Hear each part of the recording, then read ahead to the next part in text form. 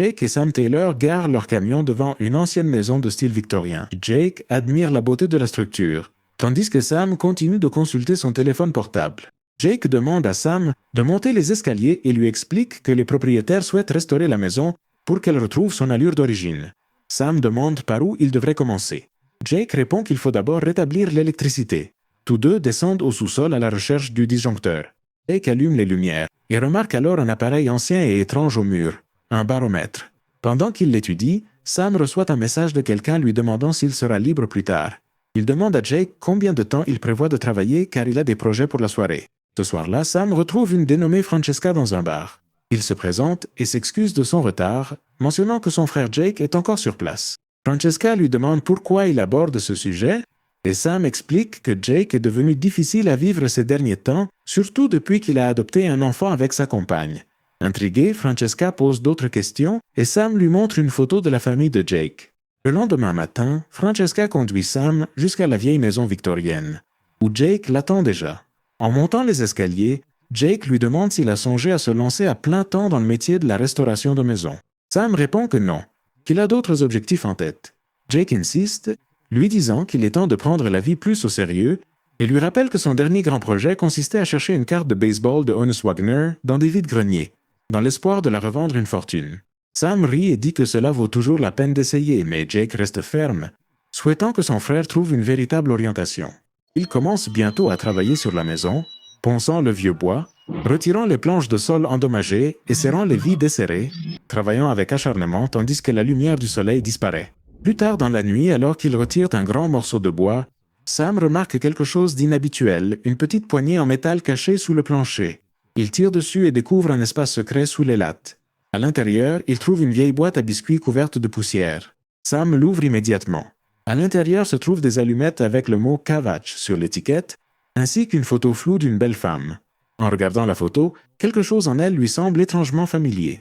Avant qu'il ne puisse dire quoi que ce soit, des sirènes d'alarme retentissent bruyamment.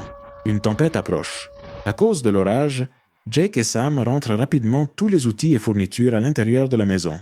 Alors qu'ils se préparent, l'électricité se coupe soudainement. Sam propose de vérifier le tableau électrique au sous-sol. En arrivant, un bruit fort et aigu remplit l'air. C'est si fort que Sam tombe à genoux et se couvre les oreilles. L'aiguille du baromètre commence à tourner sauvagement, frénétiquement, et sa tête commence à lui faire mal, tandis que le son gagne en intensité et résonne dans son esprit. Puis, soudainement, tout devient silencieux. Sam constate que le disjoncteur fonctionne à nouveau et court prévenir Jake, mais en arrivant au rez-de-chaussée, il découvre que tout a changé. La maison n'est plus endommagée, elle semble neuve et entièrement meublée. Perplexe, il parcourt la maison et entend quelqu'un chanter et jouer du piano. Il suit le son et aperçoit une femme vêtue d'une robe élégante. Lorsqu'elle remarque sa présence dans le miroir, elle saisit un vase, prête à se défendre. Sam la reconnaît, c'est la femme de la vieille photographie qu'il a trouvée précédemment. Elle lui ordonne de partir, croyant qu'il est quelqu'un de la banque et qu'il n'est pas le bienvenu, car il s'introduit chez elle sans autorisation. Sam tente de lui expliquer que son frère Jake et lui étaient en train de réparer la maison, mais elle ne le croit pas.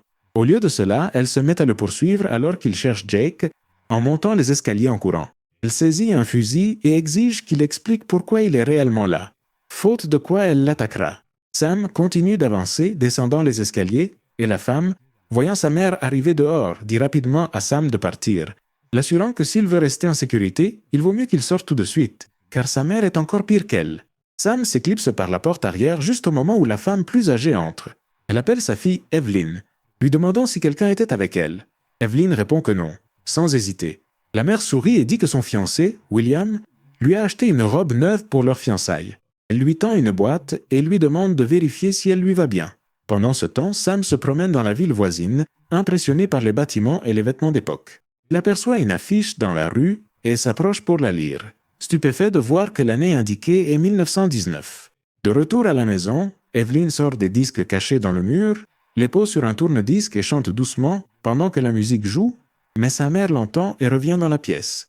Elle lui ordonne de donner les disques, disant que William n'aime pas cette musique. Evelyn refuse, affirmant que les disques sont à elle. Sa mère lui rappelle qu'Emmett n'est plus là, et que sans lui, ils n'ont pas d'argent. Elle insiste sur le fait qu'Evelyn doit épouser William pour assurer son avenir. Evelyn hésite et finit par céder les disques. À ce moment-là, Sam entre et dit qu'il est un ami d'Emmett. Il explique qu'il lui a prêté les disques et qu'il est venu les réclamer. Evelyn feinte d'être d'accord, disant que Sam est médecin et qu'il a autrefois étudié avec Emmett à l'école. Sa mère les croit et remet les disques. Après son départ, Sam rend les disques à Evelyn, qui le remercie pour son aide. Evelyn lui demande ce qu'il cherche, et il lui avoue qu'il vient de l'an 2019 et qu'il tente de retourner à son époque. Evelyn rit, pensant qu'il s'agit d'une plaisanterie. Pour le prouver, Sam lui montre la vieille photographie qu'il a trouvée, celle sur laquelle figure son visage. Evelyn semble surprise et dit que personne ne l'avait prise en photo auparavant. Sam commente que quelqu'un finira par le faire et lui demande si quelque chose d'inhabituel s'est déjà produit dans la maison. Evelyn répond que son grand-père a construit la maison il y a 40 ans et qu'il pourra lui parler le soir même à la fête. Ce soir-là, Sam se rend à la fête avec Evelyn, qui lui présente son grand-père Warren. Sam lui demande rapidement s'il y a quelque chose d'étrange dans le sous-sol, surtout lorsqu'il y a de l'orage. Warren ne répond pas immédiatement, mais un homme nommé Henry Barrett s'approche et dit que des bruits étranges peuvent se produire, car la température chute lorsqu'il y a des éclairs. Sam est sur le point d'en demander plus, mais William frappe son verre et appelle Evelyn. Elle s'approche de lui tandis que la musique commence et il danse alors qu'un pianiste joue une mélodie douce. Pendant la danse, William lui dit qu'il a programmé une séance photo pour elle. Evelyn se souvient de la conversation avec Sam sur la photo et se rend compte que cela est en train de devenir réalité. Lorsque la chanson se termine, tout le monde applaudit. Evelyn s'approche de Sam et lui dit qu'il avait raison à propos de la photo. Sam acquiesce, mais lui dit qu'il doit encore parler à Henry concernant le bruit pendant l'orage. Evelyn répond qu'Henry est déjà parti et lui demande s'il aimerait faire une promenade avec elle, ce qu'il accepte. Il marche dans les rues calmes, où Evelyn commence à poser des questions sur le monde d'où vient Sam. Il décrit les haut-parleurs et explique comment ils permettent à la musique d'être entendue dans toute la maison. Elle sourit et dit qu'elle adorerait entendre cela un jour. Alors qu'ils continuent leur balade, Sam s'arrête devant un petit bar de l'autre côté de la rue. Il lui semble familier, mais il ne peut expliquer pourquoi. Evelyn lui raconte qu'à cet endroit, il y a un club souterrain et que pour entrer, il faut donner un mot de passe. Ce qu'ils font, ils entrent et Sam dit au barman le mot cabage. Le barman acquiesce et les conduit à une porte dérobée. En descendant les escaliers, il trouve une foule animée dansant sur une musique joyeuse. Au bar, Sam commande des boissons et, en attendant, il remarque une boîte d'allumettes, la même qu'il avait trouvée plus tôt dans la maison, qu'il range discrètement dans sa veste. Il se tourne vers Evelyn, qui danse joyeusement, et lui demande si elle veut danser. Elle accepte et tous deux rejoignent la foule, profitant de la soirée sous les lumières chaudes. Quand la musique s'arrête, Sam encourage Evelyn à essayer de chanter. Elle hésite, mais Sam propose de lancer une pièce pour décider. Il gagne le tirage et s'approche du groupe avec un mot sur les lèvres. Puis il fait signe à Evelyn de monter sur scène.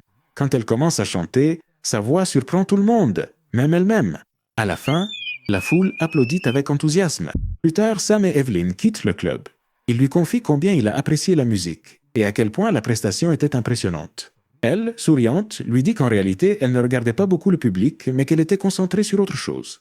Juste à ce moment-là, sa mère apparaît et les réprimande pour être restée dehors si tard. Sam tente de lui expliquer la situation, mais elle n'écoute pas. Sans rien dire de plus, elle emmène Evelyn avec elle. Le lendemain matin, Sam rend visite à Henry pour l'interroger sur la tempête. Henry lui montre un baromètre et explique que l'aiguille a chuté avant l'orage. Sam souligne que le baromètre qu'il a vu tourner complètement auparavant ne fonctionne pas de la même manière. Henry lui dit qu'il s'agissait d'une tempête très rare, appelée Dereko et où à une occasion précédente, elle avait détruit les portes de sa grange. Sam emprunte le baromètre, proposant de réparer les portes en échange. Henry accepte. Evelyn, en train de faire ses bagages pour partir, arrive juste au moment où Sam vient la chercher. Elle lui dit de s'en aller, mais il lui dit qu'il a peut-être trouvé le moyen de revenir en 2019. Evelyn demande pourquoi elle devrait partir, et il lui dit qu'elle mérite une vie où elle peut décider, y compris de la personne qu'elle veut épouser. Elle hésite et finit par l'embrasser, lui rappelant que le mariage est dans 10 jours. Sam prévient qu'une tempête approche. Il place le baromètre dans la cave et tous deux attendent. Evelyn reste avec William tandis que Sam travaille à la grange. Ils se retrouvent en secret la nuit, partageant des moments calmes. Une nuit, William voit Sam sortir et devient suspicieux. Plus tard, Evelyn porte sa robe de mariée pour une séance photo, restant silencieuse pendant que l'appareil photo se déclenche. Le tonnerre gronde et Evelyn dit qu'elle ne se sent pas bien. Elle court retrouver Sam dans la cave. Ils attendent près du baromètre jusqu'à ce que William arrive, accompagné de ses hommes. William les accuse et Evelyn admet qu'elle ne l'a jamais aimé. Leur engagement n'était qu'une question d'argent. Furieux, William l'éloigne tandis que ses hommes frappent Sam. Après leur départ, le baromètre commence à tourner et Sam disparaît, retournant dans le présent. Il court en haut des escaliers en appelant Evelyn, mais il voit Jake à la place. Comprenant qu'il est revenu, Sam explique tout et lui montre la boîte d'allumettes. Jake ne le croit pas, mais Sam insiste sur le fait qu'il doit retourner auprès d'Evelyn. Voyant la détermination de son frère, Jake accepte de l'aider. Plus tard, Sam cherche en ligne des informations sur la tempête de 1919 et est dévasté de voir qu'Evelyn figure parmi les disparus. Il écoute un rapport annonçant qu'une tempête similaire, le Dereko, pourrait ne pas se reproduire avant les 10 ou 15 prochaines années. Quel pelliculon! Il sait que c'est sa seule chance de retourner dans le passé. Jake l'invite à dîner, mais Sam refuse, disant qu'il doit rester à proximité. Soudain, des sirènes retentissent, Sam court au sous-sol et le baromètre l'entraîne de nouveau dans le temps. En haut, la maison semble moderne et en ordre. Il voit un gâteau d'anniversaire et une affiche avec les noms d'Evelyn et de son fils, Sam. En suivant une voix, il trouve Evelyn en train de chanter pour son bébé. Terrifié, Sam observe en silence. Il court vers le baromètre et retourne dans le présent. Il dit à Jake qu'il a vu Evelyn et son fils dans le futur et que la cave, étant bloquée, empêche cette possibilité. Jake accepte de l'aider à supprimer cet obstacle en échange d'une visite médicale pour Sam. Il commence à travailler, mais Sam enferme Jake dans une autre pièce et retourne seul dans le passé. Cette fois, la cave est remplie d'eau et Evelyn n'est pas là. Il la trouve dans la maison de William. Ensemble, ils s'enfuient et voient un tourbillon dans la cave. Lorsqu'ils descendent, une poutre tombe et coince la jambe de Sam. Sam dit à Evelyn de partir, qu'il l'a vue dans le futur avec un enfant et qu'il pense que cet enfant ne survivra pas à l'inondation. Evelyn refuse d'abandonner Sam et essaye de le libérer, mais elle glisse dans l'eau. Sam lui attrape la main et lui dit « Je t'aime, mais tu dois me lâcher ». Elle est emportée par le courant et se réveille dans le présent. Elle court dans la chambre à la recherche de Sam. Jake observe, comprenant lentement ce qui s'est passé. Plus tard, il lui apporte des vêtements secs et dit que Sam a toujours parlé d'elle. Quand Evelyn demande ce qu'il a dit, Jake répond « Ce n'était pas seulement des mots, c'était la manière dont il les disait ». Il ajoute que Sam parle toujours de sa photo et de ses vieux disques. Evelyn sourit doucement et dit qu'elle a caché ses disques dans le mur le jour où ils se sont rencontrés. Jake dit que la cave semble intacte et suggère que les disques d'Evelyn sont peut-être encore dans le mur. Ensemble, ils retirent un panneau et trouvent 2 lettres de Sam, une pour chacun, remplies d'espoir. Sam a réussi à survivre. Jake laisse Evelyn lire la sienne seule.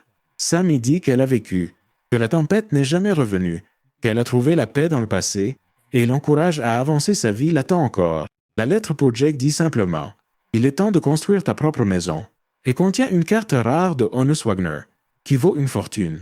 En 1919, Sam a caché la photo et les allumettes d'Evelyn dans une boîte à biscuits en la plaçant derrière la cheminée.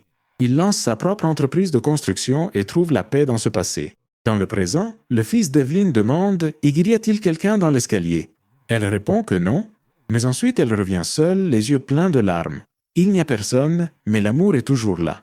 Et c'est ainsi que se termine ce grand film. Si vous voulez voir d'autres résumés de drames comme celui-ci, je vous recommande cette vidéo.